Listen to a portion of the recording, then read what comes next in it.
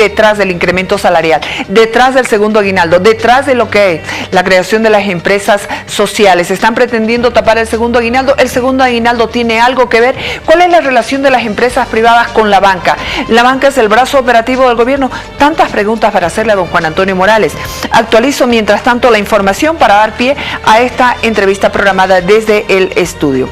Por favor, vamos ya rápidamente. Portal de Herbol, decreto aplica alza salarial de 5.5% al presidente y pasa a ganar 24.251 bolivianos.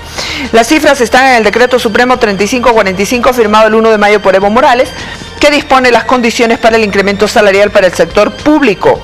El gobierno decidió aplicar el incremento al presidente y al vicepresidente. El presidente ganará 24.251 bolivianos y el vicepresidente 22.904 bolivianos.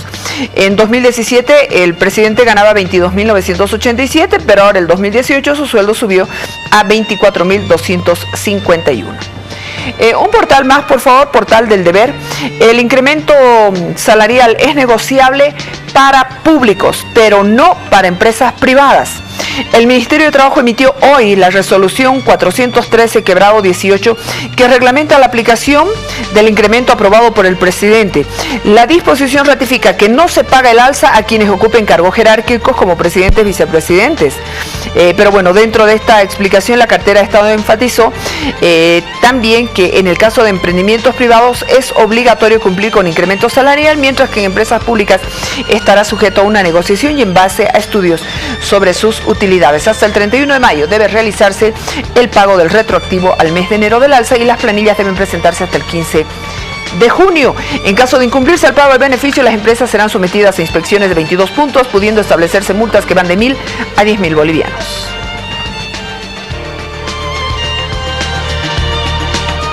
Don Juan Antonio Morales, qué placer, muchísimas gracias por aceptar nuestra invitación. Para nosotros, como lo digo y lo reitero siempre que lo veo, es un lujo contar con usted. Jimena, yo soy el agradecido, vengo siempre con mucho placer y vengo en este Día de la Libertad de Prensa, por un lado, aunque también sé que es noche de fútbol. Muchísimas gracias. Dos temas que tienen que ver con todo lo que ha sido las medidas económicas calificadas muchos por políticas.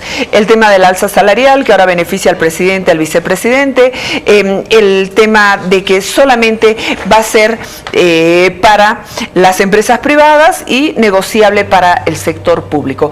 Su primera impresión de estos temas, por favor. Mire, Jimena, yo tengo la primera impresión que tengo de esto, que es un tratamiento discriminatorio y que penaliza a las empresas privadas, ¿no?, para favorecer a las empresas públicas, que no todas son meritorias, ¿no?, y que no merecen un tratamiento de favor como es ese tratamiento de favor.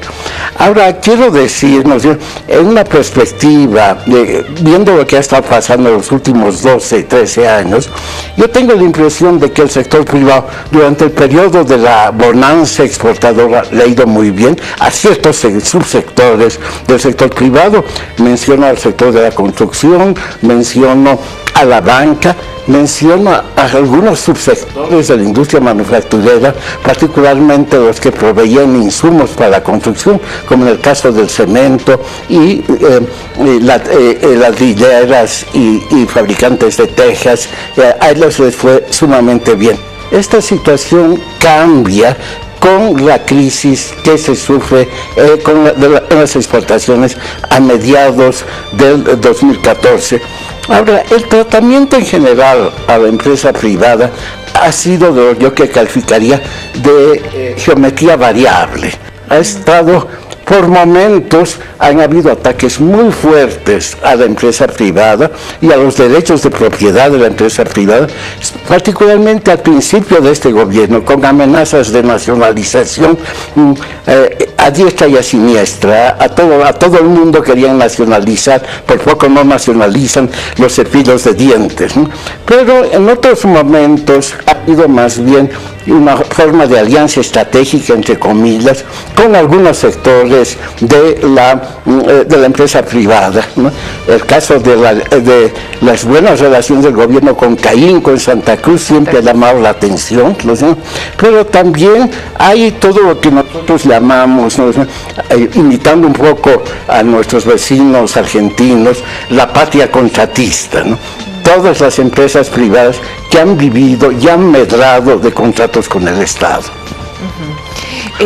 Ahora, cuando uno escucha, por ejemplo, lo de la creación de las empresas sociales, de pronto quedó en segundo plano otro tema que es demasiado importante, que es el anuncio del segundo aguinaldo, que han jugado más los economistas del gobierno a futurología, más que a algo concreto como es en economía.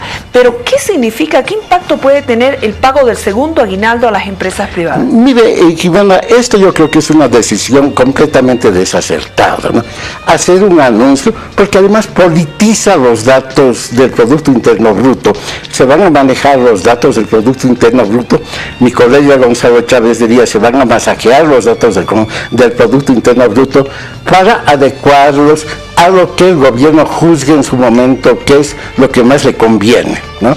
Puede ser que efectivamente la tasa de crecimiento esté por encima de 4,5 de acuerdo con el gobierno, pero de repente las restricciones fiscales que está enfrentando el gobierno, como pasó hace 2 años, le va a hacer más bien bajar la tasa de crecimiento del Producto Interno Bruto. De todas maneras, yo encuentro que es prematuro, ¿no?, el hecho de anunciar que la tasa de crecimiento va a ser de 4,5%, ¿no? Los datos que se tienen hasta el momento no parecen indicar que eso vaya a pasar. Sé que se está apostando, ¿no?, a que el precio del petróleo, que se ha recuperado notablemente, se va a mantener, ¿no? Se ha recuperado desde niveles que el año 2015 estaban en $35 por barril, están ahora en 68, 69 dólares por barril. Entonces, el gobierno está apostando a esa recuperación para pensar de que el crecimiento del producto va a ser también elevado. Pero, insisto una vez más, es una apuesta.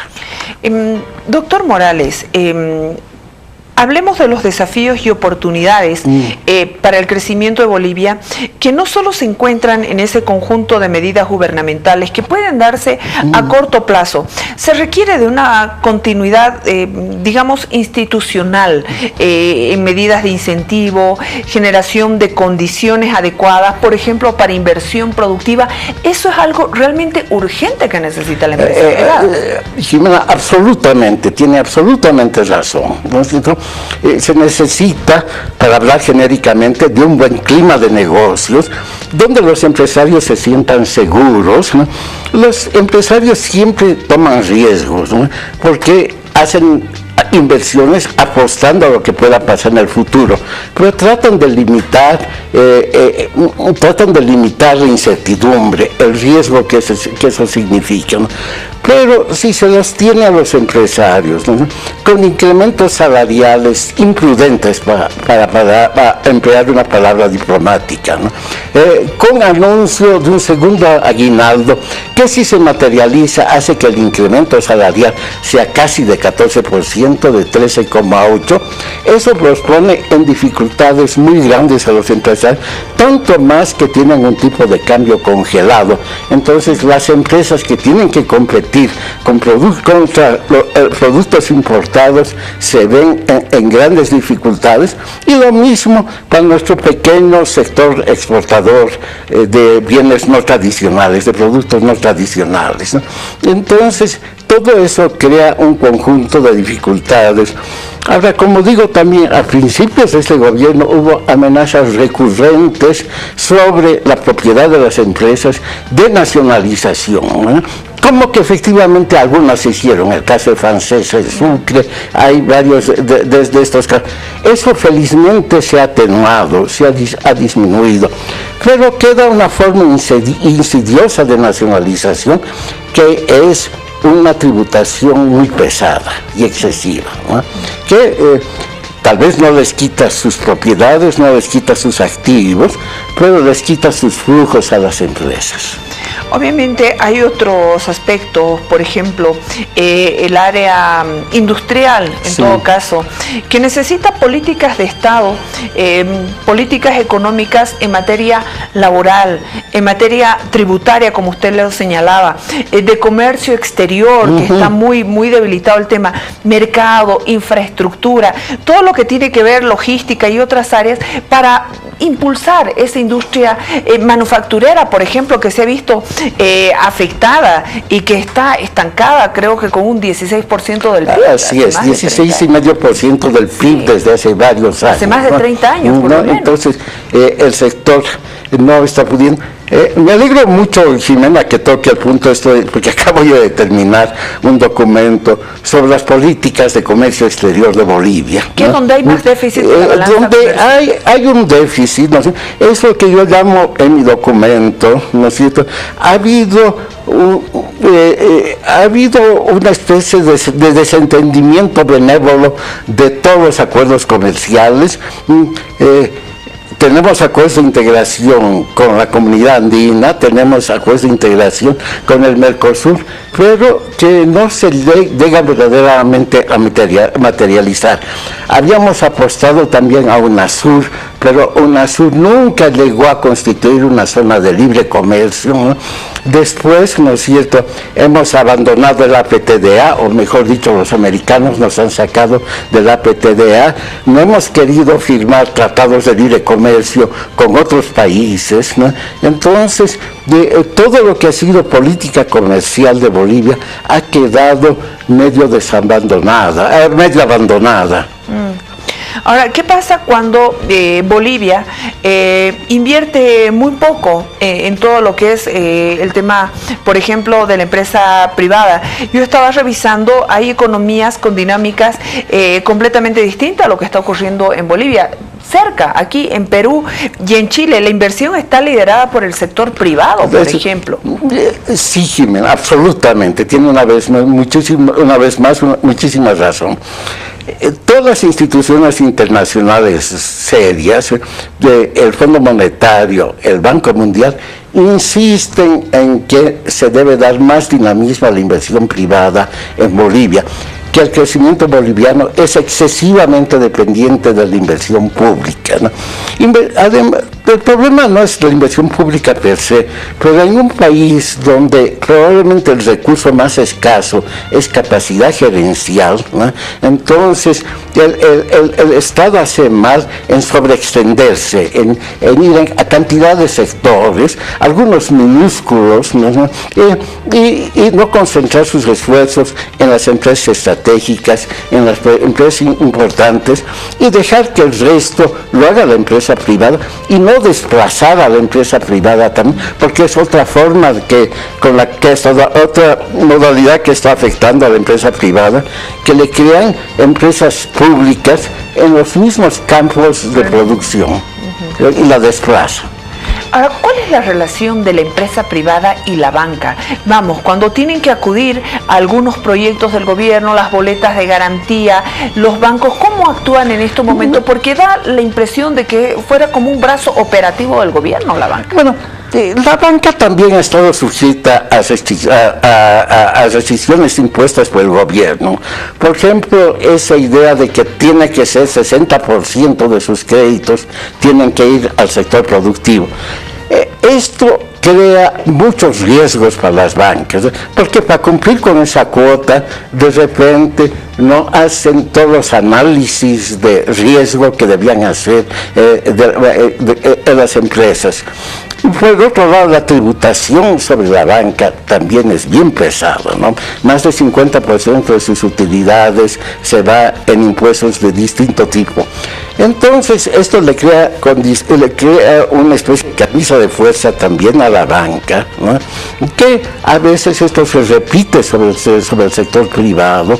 El sector privado un poquito, el sector de empresas no bancarias, sector privado de empresas no bancarias, que de repente tiene que soportar los costos de la banca, y los costos de la banca han aumentado porque el gobierno le ha impuesto condiciones.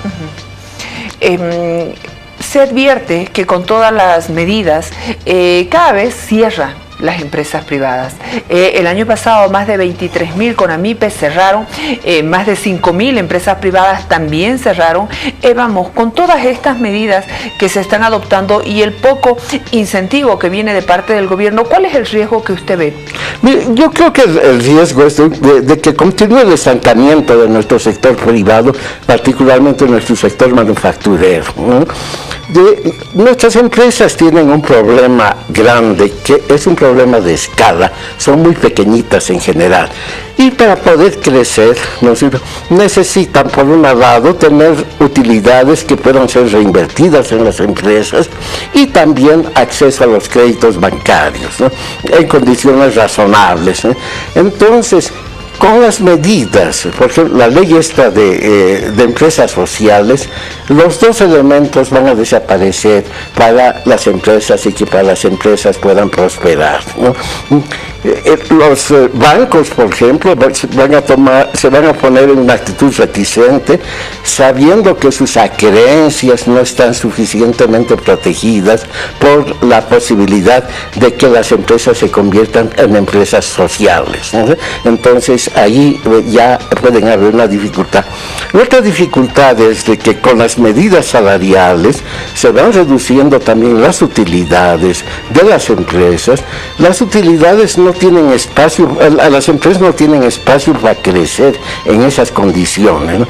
No solamente hay el peligro de que algunas puedan cerrar, ¿no?, pero aún las que no cierran no pueden crecer como esperaríamos que crezcan, porque, insisto una vez más, el problema de muchísimas empresas, de nuestras empresas, es su pequeña dimensión, ¿no? No tienen economías de escala, ¿no? Su producción es muy pequeña, o sea que sus costos no se pueden distribuir entre muchos productos como sería el ideal.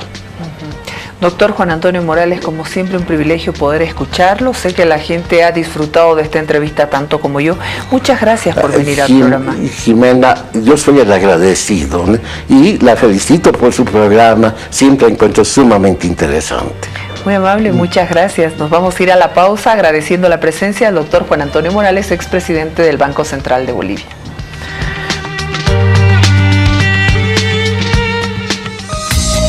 En instantes vuelve la programación de